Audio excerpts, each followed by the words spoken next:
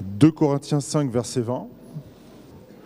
Nous faisons donc les fonctions d'ambassadeurs pour Christ, comme si Dieu exhortait par nous. Nous vous en supplions, au nom de Christ, soyez réconciliés avec Dieu. Amen. Asseyez-vous. Alors donc, je disais que je vous salue très chaleureusement en Jésus-Christ le Seigneur. Amen. À vous, chers internautes et chers visiteurs, sachez que vous avez choisi la bonne part qui ne vous sera jamais reprise. Que Dieu vous bénisse. Surtout, restez connectés, car j'ai un message spécial pour vous ce matin. Jeunesse d'Evry, le Seigneur veut te parler ce matin. Sois attentif. Et à vous, très chers adultes, chers parents, grands-parents, quand je parle de grands-parents, je pense à Max et son épouse qui sont en ce moment grands-parents, et à Grégory, notre directeur de la jeunesse ici à Évry. Que Dieu te bénisse, toi et ton couple. Mais avant, je vous invite à prier avec moi et à prier pour moi. Père Saint, c'est le moment pour toi de parler à tes enfants. Délie ma langue, Seigneur, et parle à nos cœurs. Par Jésus et pour ta gloire, je te prie. Amen.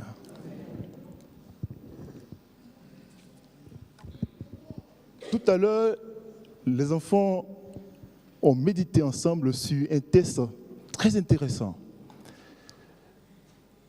2 Corinthiens chapitre 5, verset 20, que je vous invite à répondre avec moi.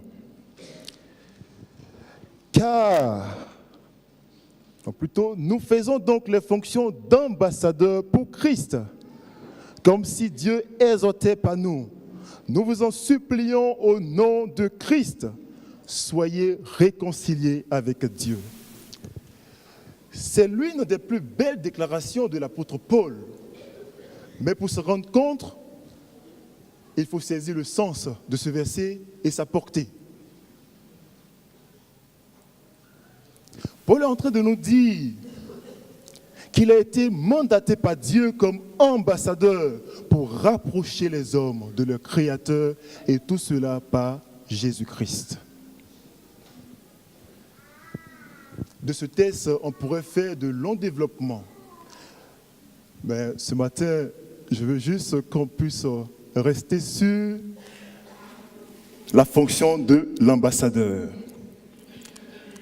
Le thème se rencontre généralement dans la relation entre États. Et à propos, selon le Larousse, un ambassadeur est une personne, homme ou femme, qui est mandaté par son État pour représenter son État auprès d'un État étranger. Et ainsi, il conduit la mission diplomatique dans cet État. C'est donc une fonction prestigieuse. La preuve, pour présenter un ambassadeur, on utilise le même titre que celui d'un chef d'État. Son Excellence Monsieur, Son Excellence Madame. En ce mois de la jeunesse, avec un thème qui nous invite à nous estimer, je vous propose ce matin qu'on puisse aller encore plus loin dans la réflexion, mais cette fois-ci en valorisant davantage notre fonction. Es-tu ambassadeur? Monique, es-tu ambassadrice? Katie, es-tu ambassadrice? De quelle ambassade es-tu? Votre réponse est parmi le oui, le non, le peut-être, mais soyez-en sûrs, le Seigneur vous laissera partir avec une seule réponse. Ce sera la bonne. Et ce sera à partir de comparaisons tirées de ce que vous savez déjà de la fonction d'ambassadeur. Vous êtes des ambassadeurs pour au moins 7 raisons. 7 raisons, je vous invite à les découvrir avec moi.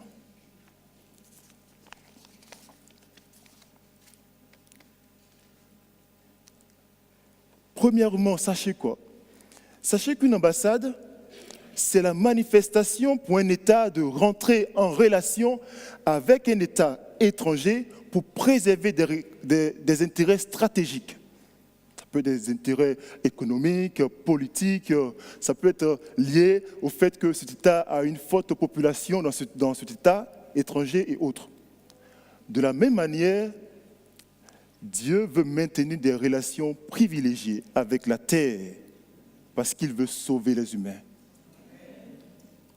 À la lecture de 2 Corinthiens chapitre 5, verset 20, on peut imaginer Christ s'adresser aux habitants de la terre, leur disant, « Chers habitants de la terre, j'aimerais être avec chacun d'entre vous, passer du temps personnellement avec vous. Mais cependant, en ce moment, je suis occupé à une fonction très importante dans mon bureau ovale.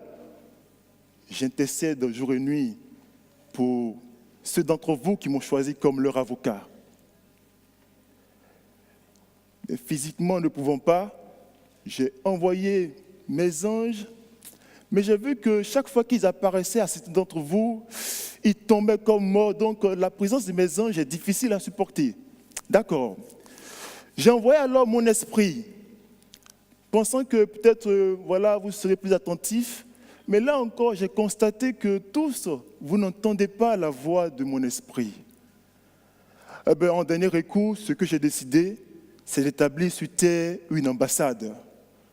Une ambassade pour qu'à travers elle, vous puissiez me connaître. Christ aurait-il une ambassade sur la terre? Me direz-vous, où se situe-t-elle? Quelle est sa superficie? Sachez-le et faites-le savoir, mes frères et mes sœurs. L'ambassade de Christ sur terre, ce ne sont pas des murs, ce n'est pas un terrain. Mais l'ambassade de Dieu sur terre, ce sont des jeunes, ce sont des hommes, des femmes, des vieillards qui ont décidé de consacrer leur vie à Dieu et qui permettent au monde de connaître le véritable caractère de notre Dieu. À ce propos, dans 1 Pierre chapitre 2, verset 9, que je vous invite à lire avec moi, voilà ce qui est dit. 1 Pierre 2, 9. Vous au contraire, vous êtes une race élue, un sacerdoce royal, une nation sainte, un peuple acquis, afin que vous annonciez les vertus de celui qui vous a appelé des ténèbres à son admirable lumière. Que c'est merveilleux. Voici la deuxième raison pour laquelle nous sommes des ambassadeurs. Une ambassade obéit à ce qu'on appelle en droit le principe de l'extraterritorialité. C'est un gros mot que je vais vous expliquer tout à l'heure. Mais sachez qu'il en est de même de l'ambassade de Dieu sur la terre. Alors pour faire simple, l'ambassade des États-Unis ici en France se trouve à l'adresse 2 avenue Gabriel, dans le 8e parisien. Si vous arrivez de vous rendre à cette adresse, ne pensez pas que vous pouvez y entrer comme si vous rentrez à la mairie d'Évry. Non. À cette adresse, vous êtes en territoire américain. Et de la même manière, mes amis, l'Église de Dieu est dans le monde, mais il n'est pas du monde. L'Église de Dieu est un petit coin du ciel sur la terre. Le foyer d'un ambassadeur est un petit coin du ciel sur la terre. Lorsque vous vous trouvez en un endroit quelconque de la terre, par votre présence, l'ambassade de Dieu élit domicile en ce lieu. Nous sommes au bout du téléphone mobile satellitaire de Dieu pour les actions rapides et urgentes. Lorsque des hommes sont en difficulté quelque part, comme c'est le cas aujourd'hui, le monde a besoin d'espérance, le monde a besoin de connaître Jésus-Christ. Et c'est pourquoi nous sommes présents, parce que nous sommes là pour résoudre ces problèmes-là.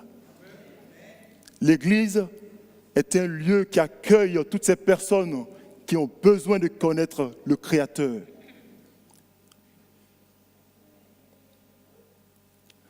Toujours selon le même principe de l'extraterritorialité, ce n'est pas la loi fédérale, ce n'est pas la loi française qui s'applique à l'ambassade américaine, mais plutôt la loi fédérale américaine qui s'applique à son ambassade ici à Paris. Alors, de la même manière, mes amis, nous sommes tenus envers la loi de Dieu. Premièrement, en toutes circonstances, nous sommes tenus envers la loi de Dieu d'abord. Et ensuite, envers celle du monde lorsqu'elle n'entre pas en conflit avec la loi de Dieu.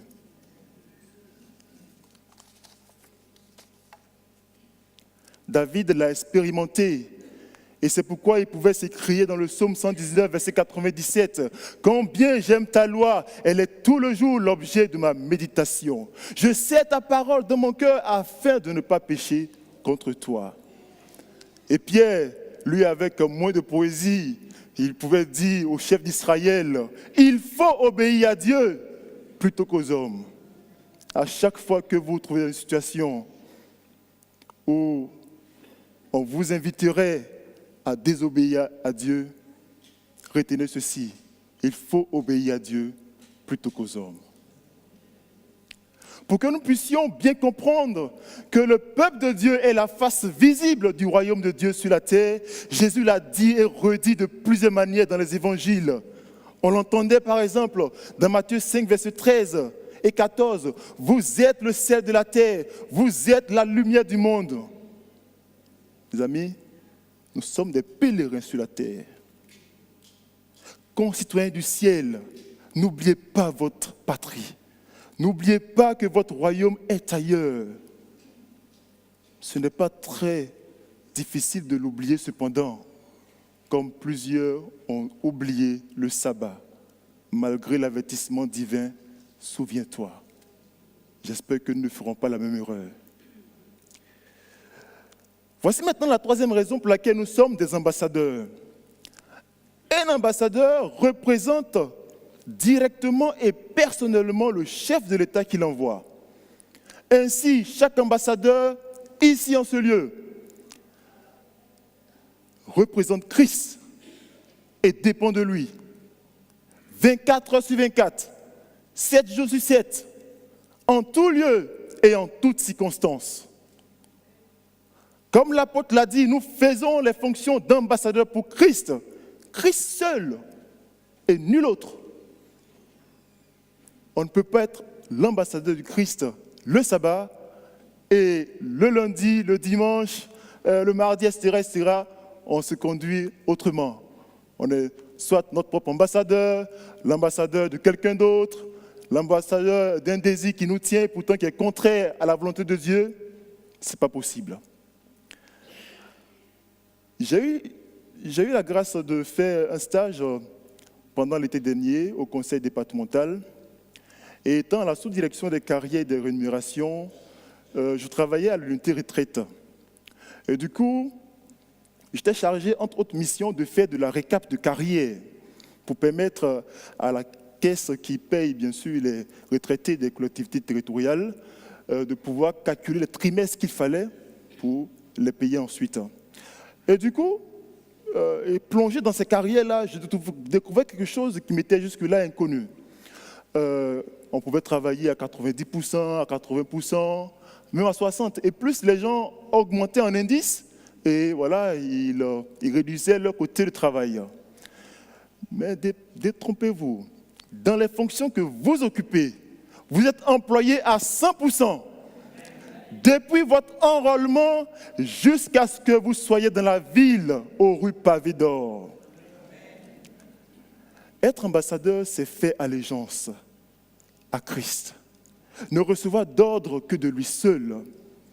Rappelez-vous, vous ne vivez plus pour vous-même, mais vous vivez pour Christ qui a payé le grand prix pour votre salut et pour vous investir de cette fonction hautement importante.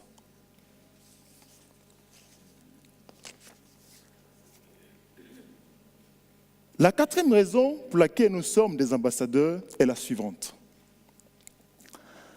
L'ambassadeur ne recherche pas son propre intérêt, mais il défend les intérêts de son État. Réalisons-nous, mes amis, que la nuit arrive, où personne de nous ne pourra travailler? Réalisons-nous que c'est le moment de nous occuper des affaires de notre Père céleste? Rappelez-vous de l'histoire du jeune homme riche que nous trouvons dans Marc 10, versets 21 et 22. Jésus lui a dit quoi? Va, vends tout ce que tu as et donne-le aux pauvres. Et puis toi, viens et suis-moi. Mais le jeune homme s'en alla tout triste parce qu'il avait de grands biens. Son intérêt était sur la terre, alors que Christ lui proposait un trésor dans le ciel. Mon frère, ma soeur, ce matin, le Seigneur te demande, où est ton intérêt? Est-ce que ton intérêt coïncide totalement avec celui que Dieu te propose? Ou en as-tu un de secret, de personnel? Amis internautes, chers visiteurs, ne serait pas-il temps de tout abandonner à Christ et de vous faire également un trésor dans le ciel? J'ai parcouru la Bible, cherchant l'intérêt supérieur que doit poursuivre l'ambassadeur du Christ. Je l'ai trouvé dans Matthieu chapitre 6, versets 9 à 10. Je vous invite à le prendre avec moi. Matthieu 6, versets 9 à 10. Voilà, 6, versets 9 à 10.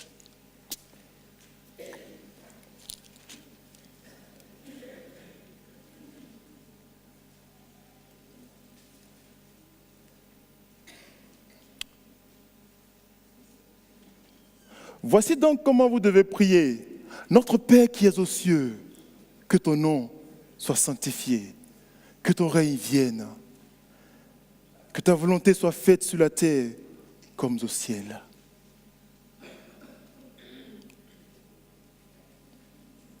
Dans ces mots, je retiens que l'intérêt supérieur que doit défendre l'ambassadeur de Christ, c'est de hâter le règne de Dieu. Que ton règne vienne, que ta gloire remplisse la terre. Comment je m'inscris dans ce processus-là? Je pense qu'ici à Évry, nous sommes dans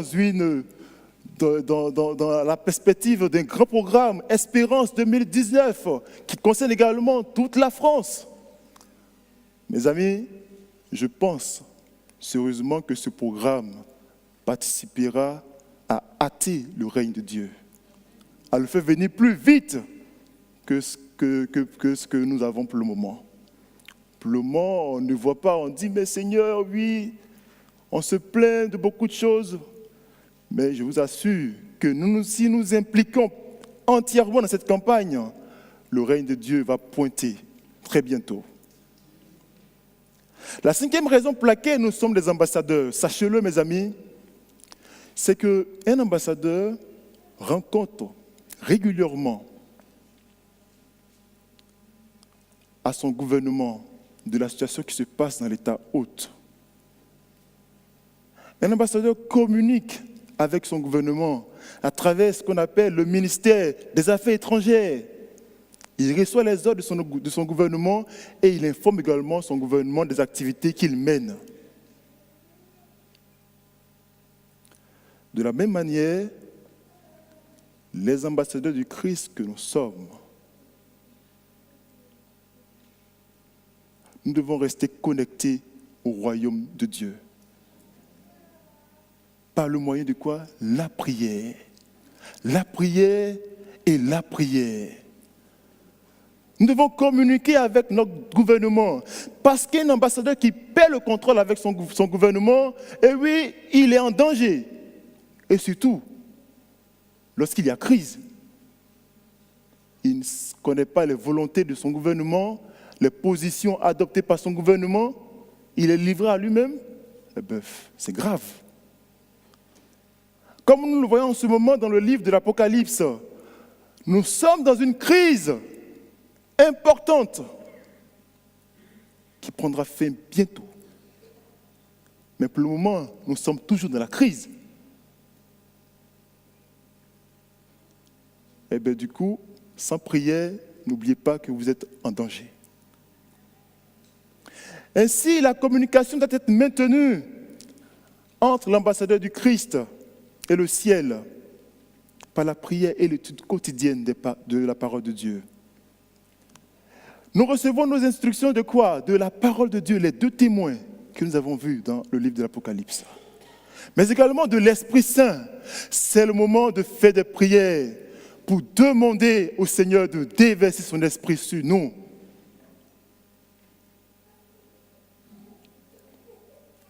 Chers jeunes, sans prière, ta valeur ne sera pas reconnue. Ta valeur ne sera pas visible au monde. Sans prière, ce terme ne veut rien dire. Si nous prions, nous serons estimés à l'Église, hors de l'Église et partout dans le monde.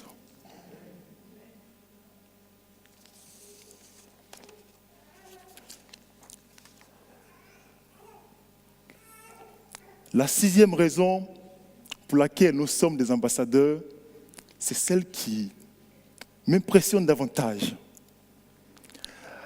L'ambassadeur bénéficie d'immenses privilèges liés à ses fonctions. Et avec certaines comparaisons, je me suis rendu compte que l'ambassadeur du Christ en avait bien davantage. Premièrement, sachez-le, l'ambassadeur du Christ bénéficie de ce qu'on appelle l'immunité diplomatique. Alors, au nom de cette protection qui est reconnue à son statut, il ne peut être poursuivi en justice, il ne peut être arrêté, il ne peut être condamné. J'ai voulu savoir si l'ambassadeur du Christ que vous êtes, que nous sommes, bénéficiait de quelque chose d'équivalent. La trouvaille est de taille. Allons-y ensemble dans l'épître de Paul aux Romains, chapitre 8, verset 34.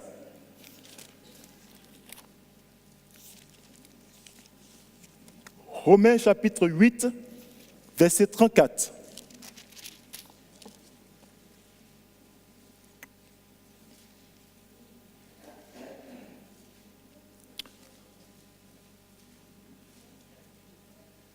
Voilà ce que je lis.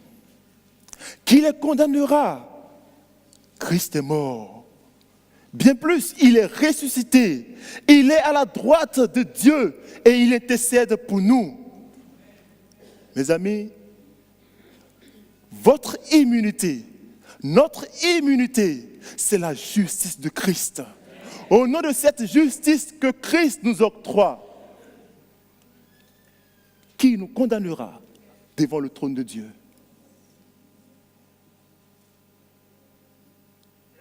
Ce n'est pas tout.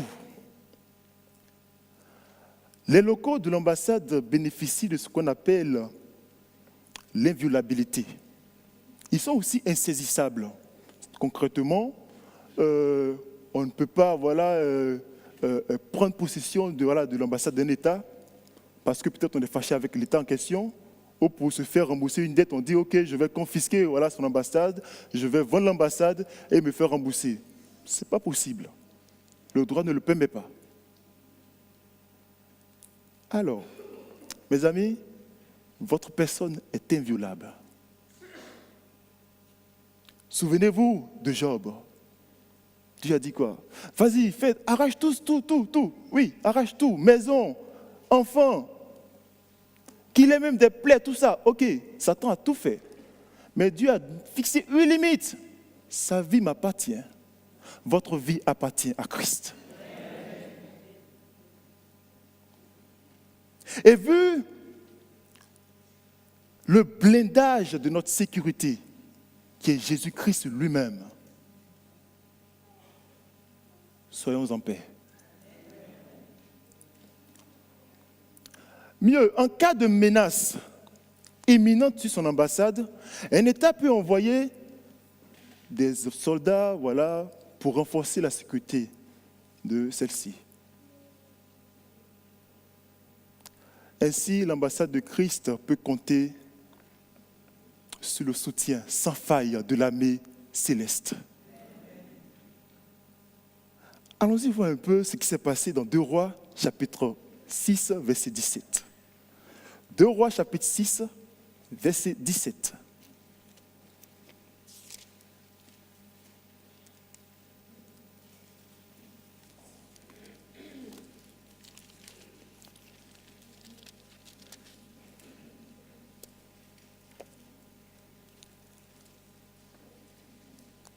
Le roi de Syrie en voulait à Israël. Le roi de Syrie voulait attaquer Israël. Il voulait envahir Israël.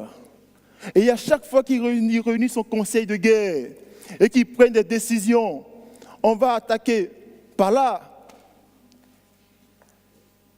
Lorsqu'ils vont, c'est comme s'ils étaient attendus. Et cela s'est passé à plusieurs reprises. Et finalement, le roi demande à ses serviteurs, mais y a-t-il un traître parmi vous? Y a-t-il quelqu'un là qui joue un double jeu, qui rapporte tout aux Israélites?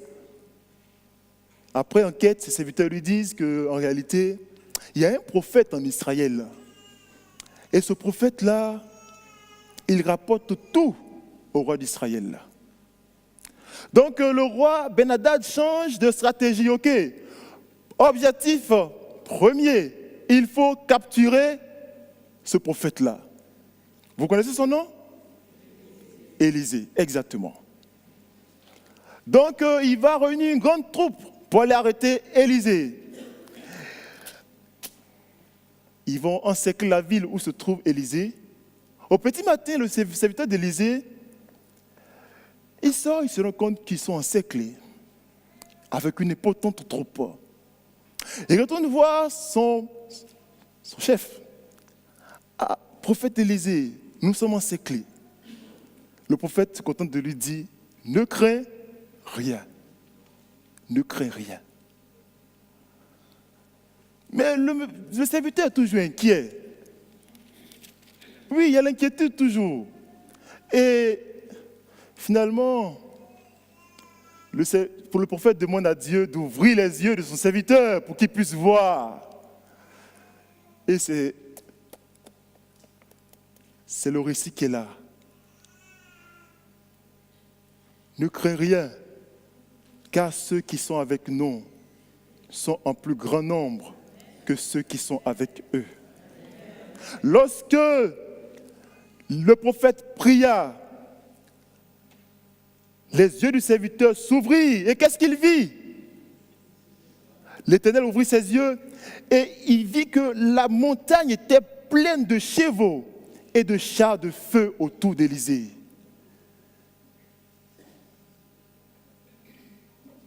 Quelquefois, j'ai comme l'impression que nous ne voyons pas. Analysons notre vie. Voyons notre parcours. Voyons combien de fois le Seigneur nous a délivrés. Il nous a arrachés du danger. Vous savez quel moyen il a mobilisé pour nous sortir de situations difficiles par lesquelles nous sommes passés? Sans doute, il y a eu des fois où les anges du ciel sont intervenus pour nous arracher de situations périlleuses. Mes chers amis, nous pouvons compter sur le soutien sans faille de l'armée du ciel. Et mieux, quelquefois la situation est si difficile que la solution passe par l'évacuation de l'ambassade, du personnel, l'ambassadeur également, le personnel de l'ambassade. On doit les évacuer. Voilà, ils doivent retourner au pays. Parce que la situation dans le pays est tellement difficile que, voilà, s'ils restent, on risque de porter atteinte gravement à leur vie. Pendant ce trimestre, le livre de la Révélation nous a montré que Dieu a prévu un plan d'évacuation pour vous et moi. Et ce plan d'évacuation, bientôt, va atteindre son apogée. Jésus l'a dit, je vais vous préparer une place et lorsque je m'en serai allé et que je vous aurai préparé une place, je reviendrai, je vous prendrai avec moi afin que là où je suis, vous y soyez aussi. C'est pour bientôt l'évacuation, mes amis.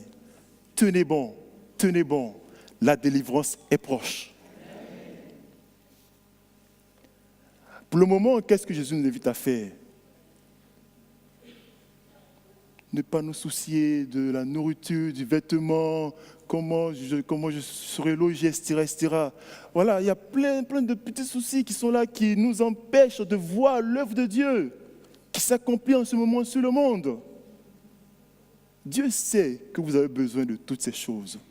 Il sait que son ambassadeur, pour être présentable, doit être bien nourri, il doit être bien vêtu, il doit être bien logé. Dieu le sait. Et rien que pour l'image de son royaume, il ne permettra jamais que vous soyez en manque de ces choses-là.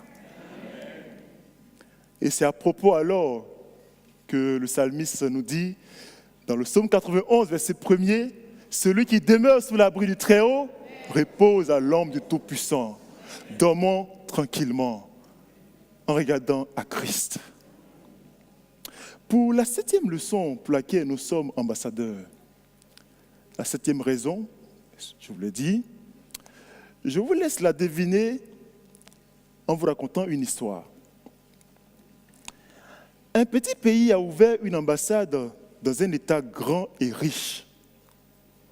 Au cours de la cérémonie organisée dans cet État hôte pour recevoir les nouveaux ambassadeurs, on annonce l'arrivée de l'ambassadeur du petit État.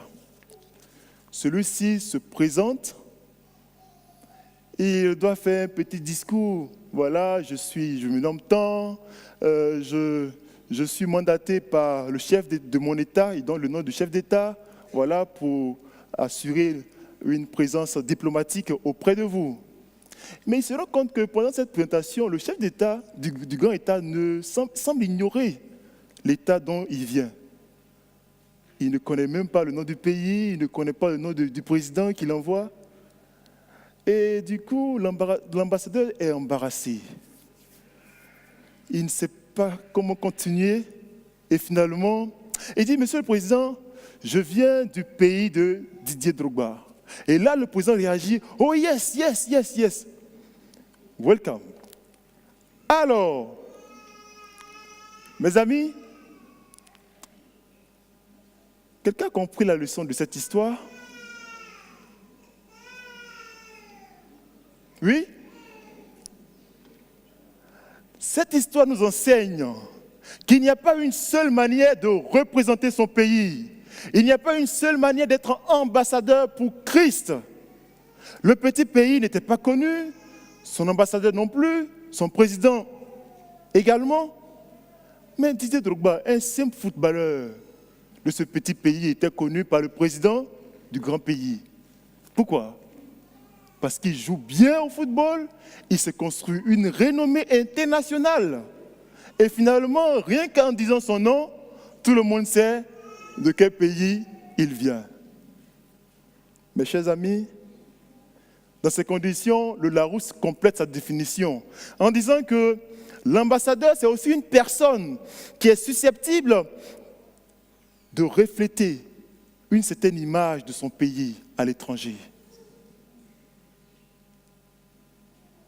Par exemple, si je vous demandais de me donner un ambassadeur de la musique française, je sais que vous aurez plusieurs noms à me donner, mais je préfère laisser cette question sans réponse et vous conduire vers une autre à laquelle il serait intéressant de partir d'ici avec une réponse bien précise.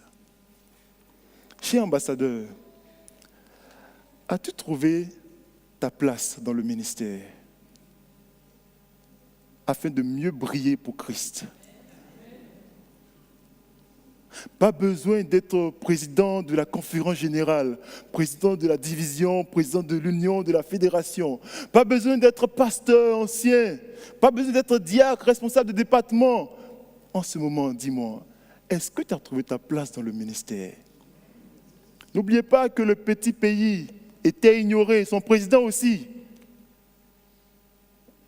Mais c'est un simple footballeur qui a renvoyé l'image positive et qui a permis au monde de connaître ce pays. Nous également, nous sommes dotés.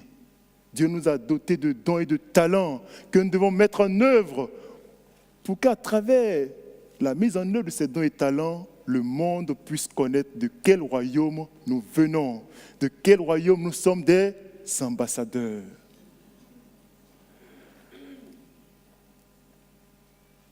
À ce stade, je nous invite, tous autant que nous sommes, à trouver notre place dans le ministère.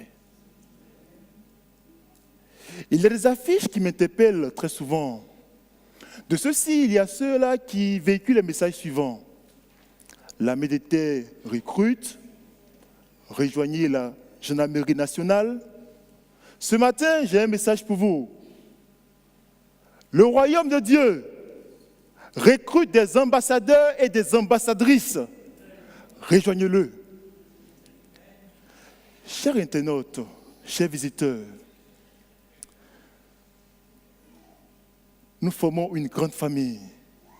Nous formons le corps des ambassadeurs de Christ. Un corps prestigieux, un corps qui bénéficie d'immenses privilèges. Ne serait-il pas temps de rejoindre cette armée? Ne serait-il pas temps de te mettre à l'abri en appartenant à cette ambassade? Pas besoin de faire l'ENA, t'inquiète. Mais tu recevras ta lettre de créance comme tous les ambassadeurs ici présents. Si telle est ta décision, je t'invite à nous laisser un mot en commentaire et nous ferons le plaisir de te contacter après. Si tu es dans la salle, lève juste la main. Si tu veux faire partie de cette ambassade, de ce corps d'ambassadeurs de Christ, lève juste ta main pour que nous puissions te voir, pour que le Seigneur puisse voir ta décision, pour que le Seigneur puisse la sceller et te donner les moyens, mettre à ta disposition tout ce dont tu as besoin pour accomplir ta mission. Chers jeunes, chers parents, chers grands-parents aussi, le Seigneur vous a accrédité en qualité d'ambassadeur plénipotentiaire pour jouir de tous les privilèges qui sont liés à vos fonctions.